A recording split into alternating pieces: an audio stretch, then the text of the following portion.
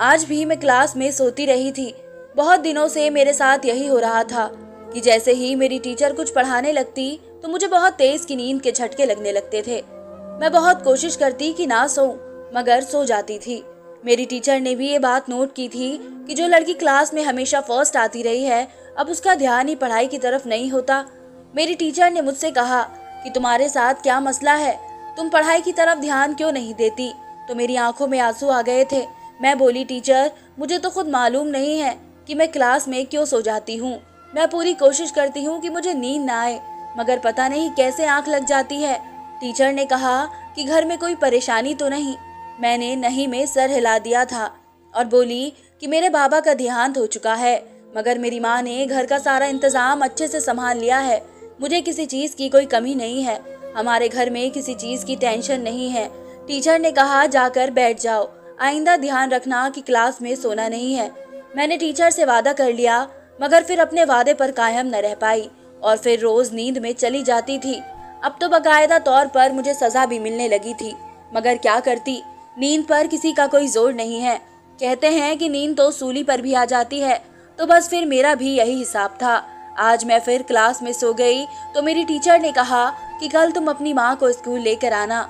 ये बात सुनकर मैं घबरा गई थी कि माँ न जाने मेरे साथ क्या बर्ताव करेगी, मगर टीचर का मैसेज भी माँ को देना जरूरी था।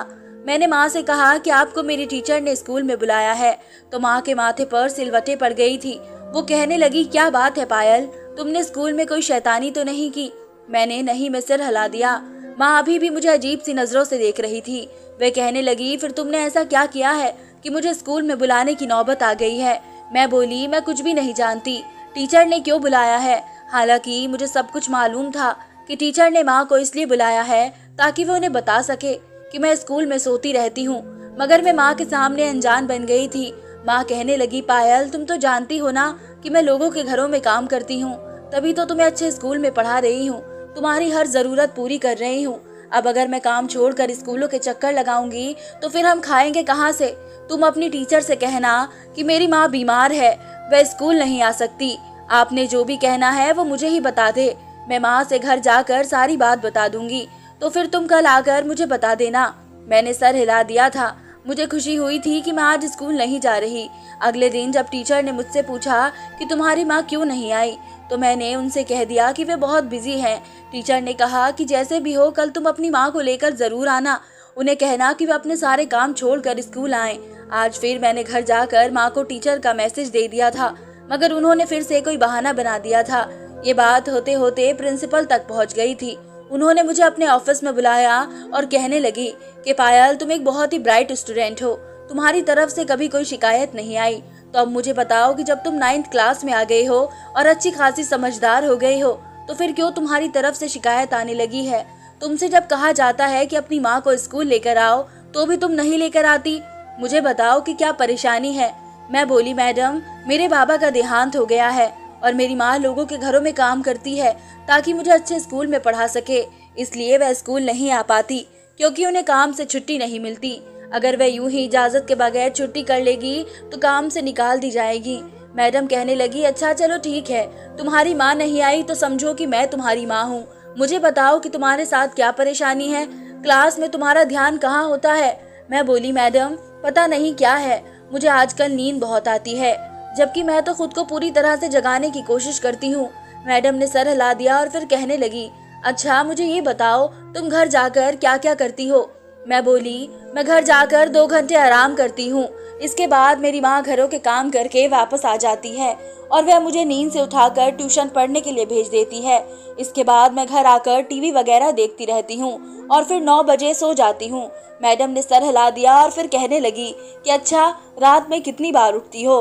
तब मेरे दिमाग में एकदम से धमाका हुआ था। मैं बोली, मैडम मेरी माँ मुझे हर रात उठाकर दूध लाने को कहती है। मैडम ने हैरानी से मेरी तरफ देखा था, जबकि मैं भी परेशान हो गई थी। मैडम ने कहा कि आपकी माँ को इस टाइम दूध की क्या जरूरत पड़ जाती है। मेरा दिमाग बिल्कुल खाली हो चुका था क्योंकि मुझे इसके बारे में कुछ भी नहीं पता था। मैं बहुत गहरी नींद सोई हुई होती थी। जब माँ मुझे उठा देती थी, मैं नींद की हालत में दूध लेकर आती तो माँ का कमरा बंद मिलता था।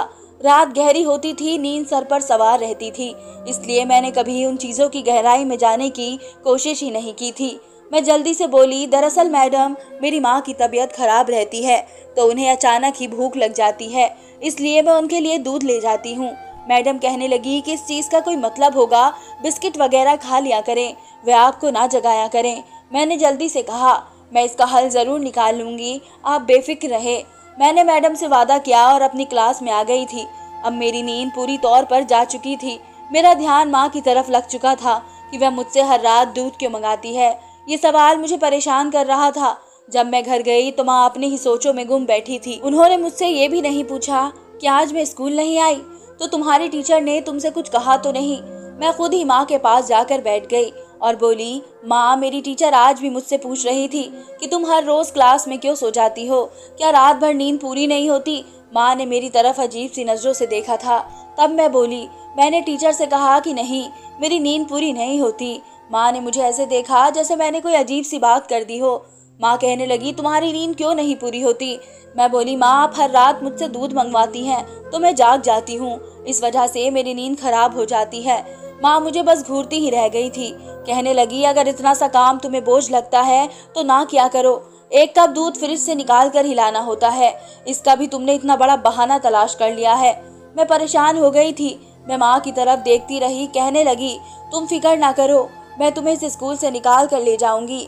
मैंने तो ये भी सोच लिया है कि मैं मोहल्ला ही छोड़ दूंगी, मैं अलग मोहल्ले में घर लूंगी, तुम्हें एक अच्छे से स्कूल में पढ़ाऊंगी। तब मैंने माँ की तरफ बड़ी हैरत से देखा था। मैं बोली, माँ हमारा तो खर्चा ही बड़ी मुश्किल से पूरा होता है, आप कहाँ से घर लेती फिरेंगी। माँ कहने लगी, ये तुम्हारा सरदर्द नहीं है, मुझे मालूम है कि मुझे क्या करना है और कैसे करना है। इतना कहकर मैं उठकर किचन में चली गई थी, जबकि मुझे ख्याल आया कि जब बाबा जिंदा थे तब भी माँ बाबा से अक्सर जिद किया करती थी कि मैं इस मोहल्ले में नहीं रहना चाहती, तुम मुझे दूसरे किसी मोहल्ले में ले चलो। मगर बाबा हमेशा यही कहते थे कि मेरी आमदनी नहीं है कि मैं तुम्हारे लिए नया घर ले सकूं। मेरे बाबा बैंक में जॉब किया करते थे, अच्छा भला पैसे कमा रहे थे, मगर फिर भी वे एक नया घर अफोर्ड नहीं कर सकते थे। मेरी माँ तो लोगों के घरों में काम करती थी, फिर वे कैसे नया घर लेने की बात कर रही थी। ये बातें मेरे लिए बड़ी अजीब सी थी। मेरा दिमाग बहुत तेज काम करने लगा था, जैसे मैं एक ही पल में बड़ी सी हो गई हूँ। मैं हर चीज को बड़े गौर से देखने लगी थी, समझने की कोशिश करने लगी थी। शायद आज रात भी माँ ने मुझे नींद से उठाया था। मैंने पूरी कोशिश की थी कि मैं आज जल्दी से दूध लेकर आ जाऊं ताकि मुझे बाहर ना सोना पड़ेगा, मगर मेरी बुरी किस्मत कि जब मैं वापस लौटी तो माँ कमरे को अंदर से कुंडी लगा चुकी थी। सुबह जब हुई तो मैंने माँ से कहा कि माँ आपने मुझसे जो रात में दूध मंगवाया था वह आपने कब पिया था। माँ मुझे खा जाने वाली नजरों से देख कर बोली, तुम आजकल सवाब जवाब ज्यादा नहीं करने लगी। मैं बोली, नहीं माँ, मैं तो वैसे ही पूछ रही हूँ, क्योंकि जब मैं दूध लेकर आई तो आपने कमरे के अंदर से कुंडी लगाई हुई थी और मैं बाहर दरवाजे पर ही सो गई, कहीं आपका दूध बिल्ली तो नहीं पी गई। माँ हंसी और कहने लगी, अरे पगली कहाँ, वो मैंने कुंडी इसलिए लगाई थी कि मैं कपड़े बदल रही थी, कहीं तुम ऊपर से ही ना आ जाओ। मुझे गर्मी बहुत लग रही थी तो मैंने कपड़े बदल लिए। जब मैंने दरवाजा खोला तो तुम दरवाजे पर ही सोई पड़ी थी। मैंने तुम्हें उठाकर बेड पर लिटा दिया और खुद दूध पी लिया। तुम्हें पता है ना, रात में मेरी तबीयत खराब हो जाती है तो दूध की भी जरूरत पड़ती है और गर्मी भी लगने लगती है। हमारे पास अभी एसी भी नहीं है और जल्द ही मैं एसी भी ले लूंगी। माँ बहुत बड़ी बड़ी बातें करने लगी थी। मैं चुप ही रह जाती। हमारे पास इतने पैसे नहीं थे, न जाने फिर माँ क्यों ऐसा कहती थी कि मैंने एसी लेना है, नया घर लेना है, मैंने ये लेना है और वो लेना है। अगले दिन मैं स्कूल से लौटी तो माँ कुछ परेशान दिखाई दे रही थी। माँ ने मुझसे पूछ ही लिया। कहने लगी, क्या हुआ, तुम उदास क्यों हो। तो मैं कहने लगी, माँ मेरी क्लास के काम के लिए लैपटॉप की ज़रूरत है। मेरी दोस्त और सभी लड़कियों के पास लैपटॉप है, मगर मैं लैपटॉप खरीद नहीं सकती। माँ आपने मुझे इतने बड़े स्कूल में क्यों डाला, आपको चाहिए था कि मुझे किसी सरकारी स्कूल में डाल देती जहाँ इस तरह के चोचले ना होते। माँ कहने लगी, तुम भी इन बातों को दिल पर लेकर बैठ जाती हो, खाना खाकर आराम कर लो। मैंने खाना खाया और सोने के लिए चली गई। माँ घर से बाहर निकल गई। शाम में माँ ने मुझे आकर उठाया तो कहने लगी, तुम्हारे लिए मेरे पास एक सरप्राइज है। मैं बड़ी हैरान हुई, आखिर माँ के पास मेरे लिए क्या सरप्राइज होगा। मैं आंखें मलते हुए बाहर आई थी। सामने ही चारपाई पर एक बिल्कुल नया लैपटॉप रखा हुआ था। लैपटॉप देखकर हैरान रह गई। माँ आपके पास इतने पैसे कहाँ से आए हैं लैपटॉप के लिए। आम खाओ, गुठली मत गिनो, तुम्हारे लिए ये सब कर रही हूँ, तुम्हें फिक्र करने की जरूरत नहीं है। मैं लैपटॉप देखकर खुश हो गई थी कि बाकी हर चीज भूल गई थी। मैं बोली, माँ इधर ही रुके, मैं मीना से लैपटॉप चलाना सीख कर आती हूँ। दरअसल मीना हमारी पड़ोसन थी और मेरी क्लास फेलो भी थी। उसके पास पहले से लैपटॉप मौजूद था, जबकि मेरे पास आज ही आया था और मुझे चलाना नहीं आता था। इसलिए मैंने मीना से मदद लेने का सोचा था।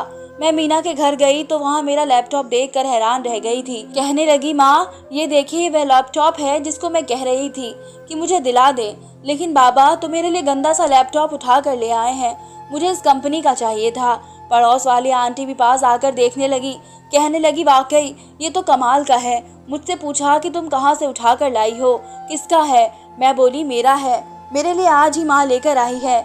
मौसी ने मेरी तरफ बड़ी हैरत से देखा था और कहने लगी, तुम्हारी माँ के पास इतना पैसा कहाँ से आ गया?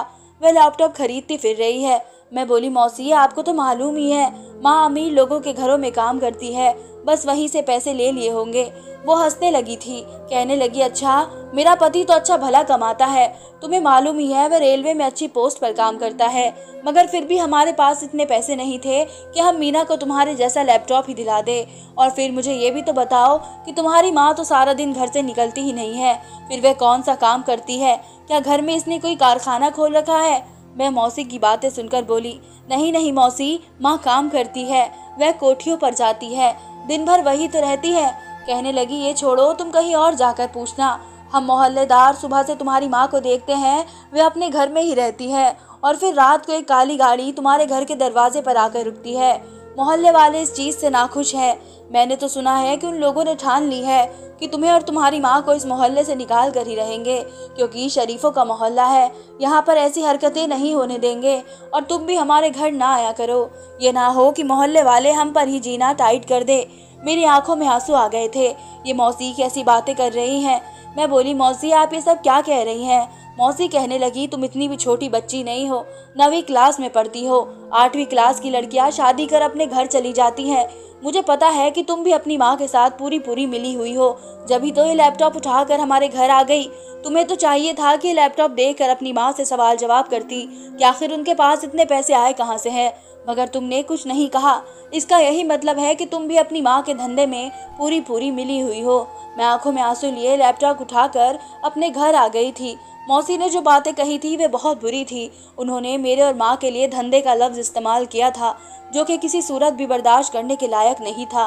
माँ ने मेरा उतरा हुआ चेहरा देखा तो मुझसे पूछने लगी कि क्या हुआ है, तुम इतनी उदास क्यों हो? तो मैं बोली, माँ मौसी ने मुझसे पूछा है कि तुम्हारी माँ के पास इतने पैसे कहाँ से आ गए कि उन्होंने लैपटॉप ही खरीद लिया।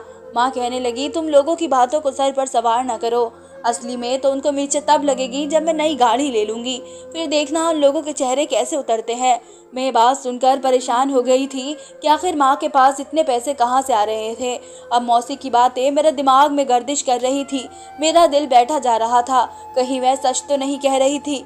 मैं ये बात किसी तौर पर भी मानने के लिए तैयार नहीं थी कि मेरी माँ में किसी किस्म की कोई गलत हरकत थी। मैंने इरादा कर लिया था कि मैं दूध का दूध और पानी का पानी करके ही रहूंगी। मैं सारी हकीकत जानना चाहती थी। माँ ने रात फिर मुझे नींद से जगाकर दूध लेने के लिए भेजा तो मैं दूध लाई, मगर फिर से आंख लग गई थी।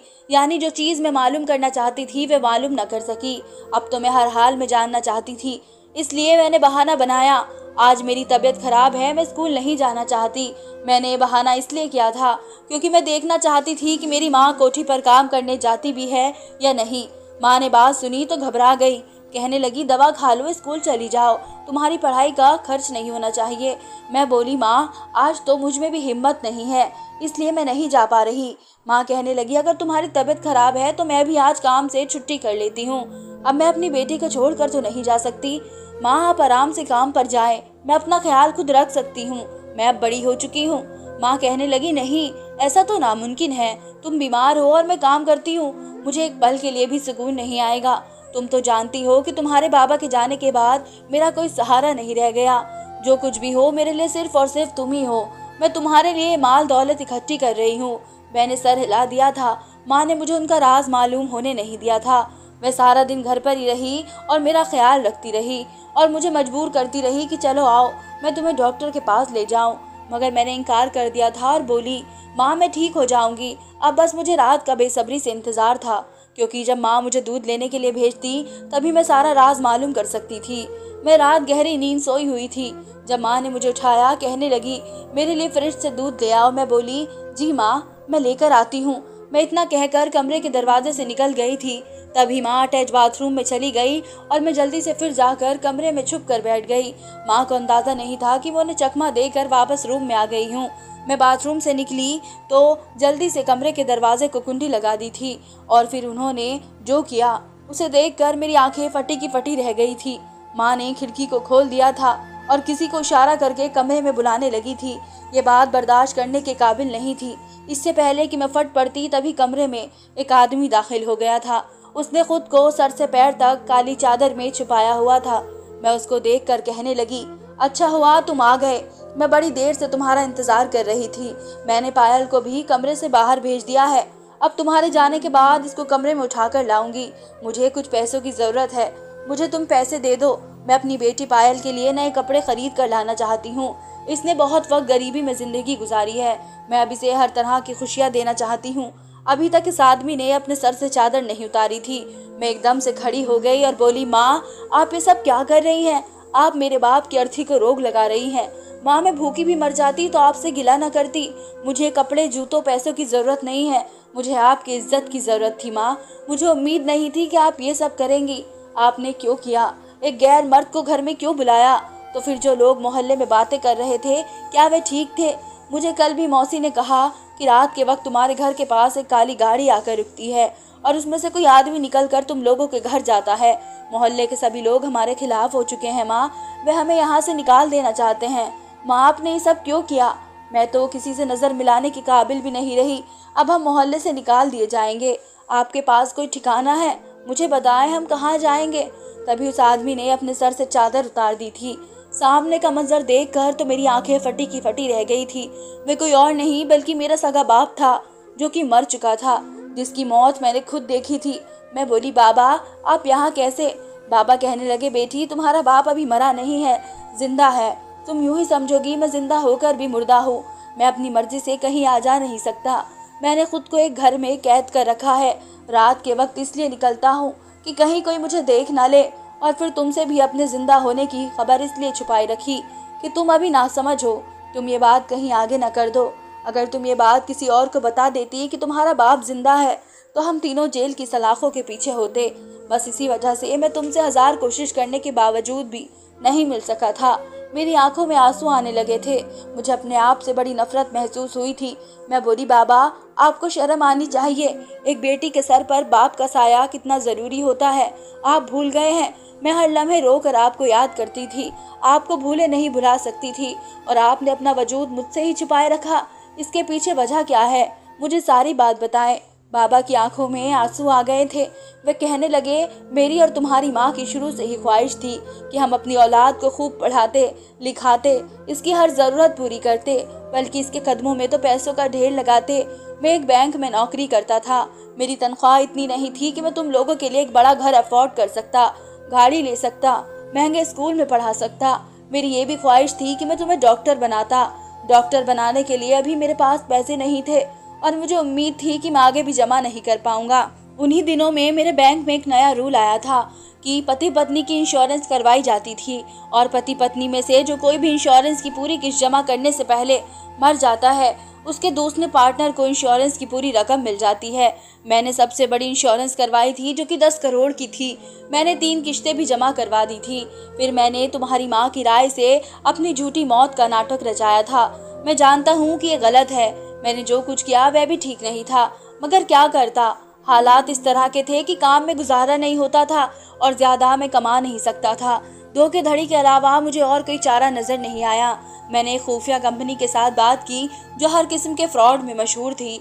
मैंने उनसे कहा कि मैं अपनी मौत का झूठा नाटक करना चाहता हूँ, तो उन्होंने इसी तरह से मेरा पूरा भरपूर साथ दिया था। उन्होंने ही मेरी मौत का सारा सीन क्रिएट किया और फिर मुझे वहाँ से निकाल लिया। उन लोगों को इस काम का पूरा 1 लाख रुपया दिया था। अब इसी वजह से तुम्हारी माँ को हम दोनों के इंश्योरेंस के 10 करोड़ रुपए मिल चुके हैं।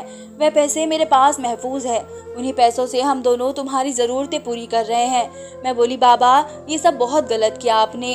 आपको ऐसा नहीं करना चाहिए था। मेरे बाबा की आंखों में आंसू थे। वे कहने लगे, पायल, ये सब करके मैं कौन सा सुकून में हूँ। मैंने तो बस तुम्हारे लिए ही किया है, जो भी किया। मुझे इस वक्त अपनी माँ और बाप के चेहरे पर बड़ी बेसब्री नजर आई थी। मेरी आंखें भी बरस पड़ी थी। मैंने बाबा के हाथ चूम लिए और बोली, आप भले से कानून की नजरों में गलत है, मगर मेरे लिए आप हीरो हैं। आपने जो कुछ भी किया मेरा अच्छा सोचकर ही किया है। मैं कभी आपको इस चीज के लिए इल्जाम नहीं लगाऊंगी। बाबा खुश हो गए थे। इस मोहल्ले में मेरी और माँ की जिंदगी अब तंग हो गई थी, इसलिए हम इस घर से शिफ्ट हो गए थे जहाँ बाबा पहले से ही रहते थे। मुझे शहर के बेहतरीन स्कूलों में से एक स्कूल में एडमिशन करवा दिया गया। मैं अब फिर से पढ़ाई में दिल लगा रही हूँ। मैं अपने बाप का डॉक्टर बनने का सपना हर हाल में पूरा करना चाहती हूँ। मैं और माँ तो एक नॉर्मल जिंदगी गुजार रहे हैं, मगर मेरे बाबा ने बहुत बड़ी कुर्बानी दी है। वे हर वक्त घर में छुप कर ही रहते हैं। वे कहीं आ जा नहीं सकते। उनके पकड़े जाने का बहुत खतरा है। मैंने तो बड़ी कोशिश की थी कि बाबा का वीज़ा लगाकर हम फैमिली समेत बाहर शिफ्ट हो जाएं, मगर ऐसा भी मुमकिन ना हो सका, क्योंकि इसके लिए भी सारे डॉक्यूमेंट्स की ज़रूरत थी। मुझे मालूम है कि मेरे माँ बाप ने ये सब गलत किया है, इसलिए मेरा सबसे यही कहना है कि कभी भी इस तरह का काम ना करे, क्योंकि फिर जिंदगी सच में मौत जैसी होकर रह जाती है। धन्यवाद दोस्तों।